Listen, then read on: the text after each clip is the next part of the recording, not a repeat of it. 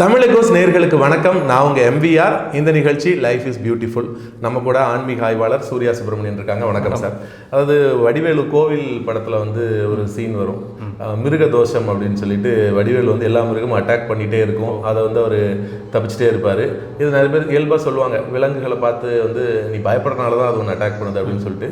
விலங்குகள் மட்டும் இல்லை, இந்த பேய் இதெல்லாம் சொல்லும்போது இருக்கா இல்லையா அப்படிங்கிற ஒரு நம்பிக்கை இருக்குங்கிறவங்களுக்கு இருக்குது, இல்லைங்கிறவங்களுக்கு இல்லை நம்ம சொல்லி சமாளித்து போயிட்டு இருக்கோம். ஆனால் இதை தாண்டி அது இருக்கா இல்லையா அதை பற்றின அது பயம் படுறாங்க. அப்படி பயப்படணுமா? இந்த காஞ்சனால காட்டுற மாதிரி இல்லை அரண்மனையில் காட்டுற மாதிரி பேயெல்லாம் வந்து நம்மளுடைய அட்டாக் பண்ணுமா? அதுக்கு பவர்ஃபுல்லாக அப்படி கையிலேருந்து ஒளி வர்றது, தூக்குறது, சாப்பிட்றது, நம்மளை கொள்வது, இப்படிலாம் இருக்குமா? அதோடைய குணநலன்கள், நினைவுகள்லாம் இருக்குமா? அதை பற்றி பேய்களை பற்றி, கடவுளை பற்றி நமக்கு நம்பிக்கை இருக்குது. மிகச்சிறப்பமான பேர் பயிற்சி பண்ணி கடவுளை அடைகிறாங்க. அதே மாதிரி பேய்களை பற்றி நமக்கு நம்பிக்கைகள் அல்லது மாறுபட்ட கருத்துக்கள் இருக்குது. சினிமாவில் காமிக்கிற மாதிரி ஒரு நபரை எடுத்துகிட்டு போகிறது, ஒருத்தர் மாட்டிலேருந்து தள்ளி விடுறது, இந்த மாதிரி ஃபிசிக்கல் பாடியை கொண்டு செய்யக்கூடிய எந்த வேலையிலும் பேய்கள் செய்யாது.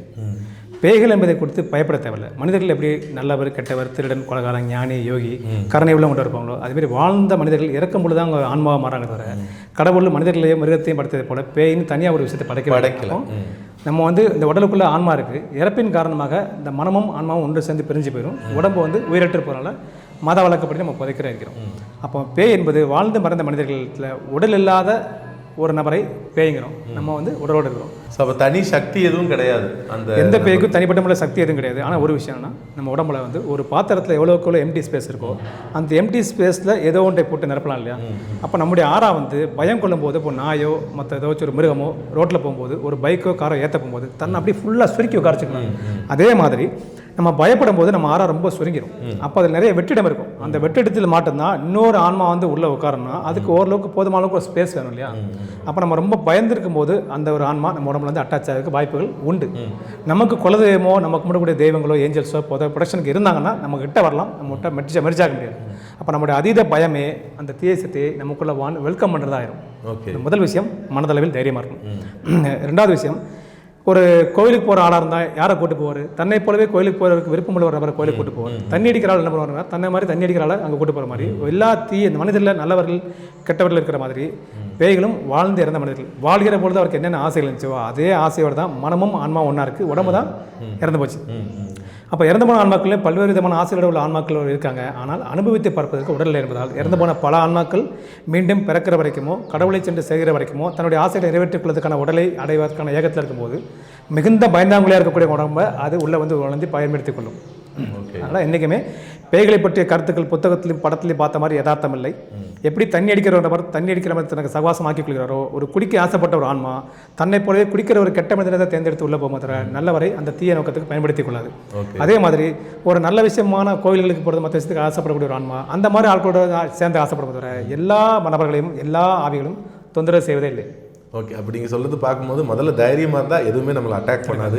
அது பேயோ அனிமலோ எதுவுமே சொல்லுவாங்க, நாயை பார்த்து நீ பயந்தோன்னா அது துரத்த தான் செய்யும். துணிஞ்சு எதிர்த்தா அது வந்து அல்லது நின்றுட்டீங்கன்னா நாய் மோந்து பார்க்கும்போது உங்களுக்கு கண்டிப்பாக வந்து அட்டாக் பண்ணாது. அப்புறம் நம்ம சார்ந்த மத நம்பிக்கை, நீங்கள் இந்துவோ கிறிஸ்டினோ முஸ்லீமும் உங்கள் மதம் சார்ந்த நம்பிக்கைகளில் நீங்கள் வழிபாடுகளை கரெக்டாக பண்ணிட்டு வந்தால் பேயோ பிசாசோ உங்களை அட்டாச் பண்ண கிட்ட வந்தால் கூட உங்களுக்கு துணையக்கூடிய தெய்வீக சக்தி உங்களை காத்திடணும். உண்மை. அப்புறம் இன்னொரு விஷயமும் சொன்னாங்க, ஒருவேளை உங்களுக்கு நம்பிக்கை இருக்குது பேய் வந்து கெட்டது செய்யும் அப்படின்னு நினச்சிங்கன்னா கூட அந்த கெட்ட ஆன்மா கெட்டது செய்கிறவங்கள தான் தேர்ந்தெடுக்குது. நீங்கள் நல்லது செஞ்சுட்டு இருக்கவங்கள வந்து அது உங்களை தொந்தரவு பண்ண போகிறதில்ல. அப்போ நம்ம இயல்பிலே நல்லவர்களாக இருக்கும்போது நல்லவர்களுக்கு சோதனைகள் வரலாம், ஆனால் வந்து வீழ்ச்சி வராது, அந்த துன்பம் வந்து அட்டாக் பண்ணாது அப்படிங்கிறதுக்கு இதுவும் ஒரு உதாரணம். ஸோ நீங்கள் வந்து அதை நினைத்து பயப்பட வேண்டாம். அந்த நம்பிக்கை உள்ளவர்கள், நம்பிக்கை இல்லாதவர்களை நான் அதில் சொல்ல வரல, நம்பிக்கை உள்ளவர்கள் பேயை நினைத்து பயப்பட வேண்டாம். நீங்கள் வந்து பேய்ங்கிறது மனிதனுடைய ஆன்மா உடம்புலேருந்து வெளில போனதான். ஸோ அந்த மனிதன் வாழ்ந்த காலத்தில் எப்படி ஒரு குணநலன் இருந்தானோ அப்படி தான் இருப்பான்னு சொல்லிட்டாங்க. அப்போ அந்த குணநலன் உள்ளே இருக்கக்கூடிய ஆட்களை தேடுவாங்க. அப்போது நாம் வந்து நல்ல விதமாக இருந்தோம்னா நமக்கு நல்ல ஆன்மாக்கள் தான் வரும். அது நமக்கு உதவி கூட செய்யலாம் இல்லையா? ஏதாவது கெட்டான சூழலில் நமக்கு உதவி கூட செய்யலாம். அதாவது அந்த நம்ம கூடயே நல்ல ஆன்மா வருது, நம்ம ஒரு ஆன்மீகம் பேசக்கூடிய ஆளாக இருக்கலாம், எழுதக்கூடிய ஆளாக இருக்கலாம். ஸோ எழுத்தாளருடைய ஆன்மா நம்மளோட வருதுங்கிறப்போ ஏதோ ஒரு வகையில் நமக்கு வழிகாட்டுறது கூட அது உதவியாக இருக்கலாம். அதனால் பயப்படுறதுக்கு அவசியம் இல்லை, விழிப்புணர்வோடு இருந்தோம் அப்படின்னாலே போதும். மேற்கு நாடுகளை பார்த்திங்கன்னா எட்ஜர் கேஸ்னு ஒரு தந்தார். அவரோட உடம்புல ஒரு தெய்வீகமான டாக்டருடைய ஆன்மா வந்திருக்கும். அவர் கண்ணை மூடியோ கண்ணை திறந்தோ நிறைய ஆப்ரேஷன் பண்ணியிருக்காரு. ஒரு நபரை பார்த்தோன்னா இவருக்கு இந்த நோய் வந்திருக்கு, இந்த நோய்க்கான மூலிகை இந்த ஊரில் இத்தனை கிலோமீட்டர் சொல்லி இந்த இடத்துல இருக்குன்னு கரெக்டாக லொக்கேஷன் சொல்லுவார். இந்த லொக்கேஷன் இந்த மூலிகை பரிசு கொடுத்து நோய் பண்ணுவோம். அப்போ நோய்க்கான வெளி மூலிகைகளை பரிந்துரை செய்வார். அவரே கண்ணை திறந்தும் கண்ணை மூடி பல்லாயிரக்கணக்கான ஆப்ரேஷன் பண்ணியிருக்காரு. காரணம் அவருக்கு ஏற்பட்ட ஒரு சின்ன ஆக்சிடென்டல் இன்சிடென்ட்டில் ஒரு தெய்வீக ஆத்மா அவரை வந்து ஆட்கொண்டு இந்த மாதிரி அமானுஷமான விஷயங்களை பற்றி நெட்டில் தேடி பார்த்தா நிறைய உதாரணங்கள் இருக்குது. அப்போ தெய்வீக ஆத்மாக்களும் வாழும்பொழுது மனித குலத்துக்கு உதவியாத பல ஆன்மாக்களும் இன்னும் மனித குலத்துக்கு உதவி செய்ய ஆசைப்படும் போது அதுக்கு தகுதியான ஒரு பாத்திரமாக நல்ல ஆத்மாக்களை தேடிக்கொண்டிருக்கும். அதே மாதிரி கெட்ட ஆத்மாக்களும் தன்னுடைய கெட்ட எச்சரிக்கை தேர்த்துக்களுக்கு ஆன்மாக்களை தேடிக்கொண்டிருப்பதால் பாத்திரம் எப்படியோ பயணம் அப்படி என்பதை போல் நீங்கள் எப்படியோ அதற்கேற்ற சக்தி நீங்கள் இருக்கிறீங்க. அதான் சாய்ஸ் இஸ் யுவர்ஸ்.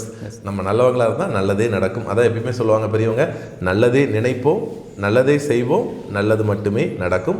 இன்னைக்கு லைஃப் இஸ் பியூட்டிஃபுல் இங்கே இப்போ நிறைவடைவது. மீண்டும் மற்றும் ஒரு எபிசோடில் உங்களை சந்திக்கிறேன். அதுவரை உங்களிடம் விடைபெறுவது உங்கள் MVR மற்றும் ஆய்வாளர் சூர்யா சுப்பிரமணியன். நன்றி, வணக்கம்.